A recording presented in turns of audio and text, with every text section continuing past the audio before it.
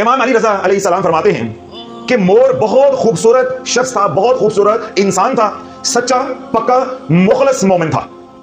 जब अल्लाह ने उसके ऊपर दुनिया की फरावानी की, यानी नेमतों की कसरत हुई, वो अल्लाह की याद से गाफिल हो गया, ऐशो इशरत में मुब्तला हो गया। जब नेमतें बढ़ती गई, अंदर उसके तकब्बुर बढ़ता गया, अल्लाह ने लानत फरमाई और उसको मसख कर दिया। उसके पर पंख हराम है। अब होता क्या है कि जब खजा आता है तो मोर अपने पर झाड़ता है, उसके बाद नए पर निकल आते हैं। उन परों को जादूगर खरीदते हैं, उन परों के ऊपर जादू किया जाता है। मैंने जो बुनियादी बात आप हजरात को समझाई वो क्या, कि हर वो चीज जो अल्लाह ने ईमान वालों के लिए हराम करार दी है या ममनू करार दी है, उसके अंदर क्या होती है, नेगेटिव एनर्जी। तो अब मोर का गोश्त क्या है, हराम, उसके अंदर क्या है, नेगेटिव एनर्जी। तो जब गोश्त के अंदर नेगेटिव एनर्जी है तो क्या परों के अंदर खैर बरकत होगी, परों के अंदर हीलिंग एनर्जी होगी। अब वो पर जादूगर इस्तेमाल करते हैं लोगों को बर्बाद करने के लिए। अब ये पर नेगेटिव एनर्जी से एनर्जाइज्ड हैं। जब से मोर का बच्चा अंडे से निकला है तब से नेगेटिव एनर्जी आ रही है, फिर उस अंडे के अंदर मां बाप की तरफ से नेगेटिव एनर्जी मुंतकल हुई।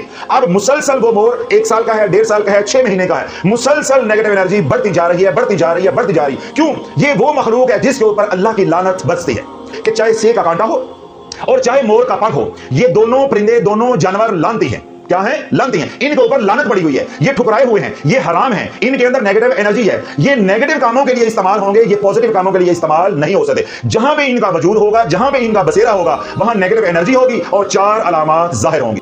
इमाम जाफर सादिक रहमतुल्लाह अलैह फरमाते हैं, जिस घर के मंडेर पे मोर उड़ता हुआ आया और बैठ गया, उस घर में या तो मौत वाक़ई होगी या उस घर में बलाएं नाज़िल होकर रहेंगी। क्यों? मोर गम लेकर आता। इसलिए वलियों के इमाम मौला अली फरमाते हैं कि ये मोर जमीन पर अकड़ कर चलता है और ये अपने जैसे परिंदों के साथ या किसी और जानवर के साथ ये दोस्ती नहीं लगाता, ये किसी को अपने बराबर या दोस्ती के लायक नहीं समझता। इसके तकब्बुर की वजह से अल्लाह हर पल इसके ऊपर लानत फरमाता है।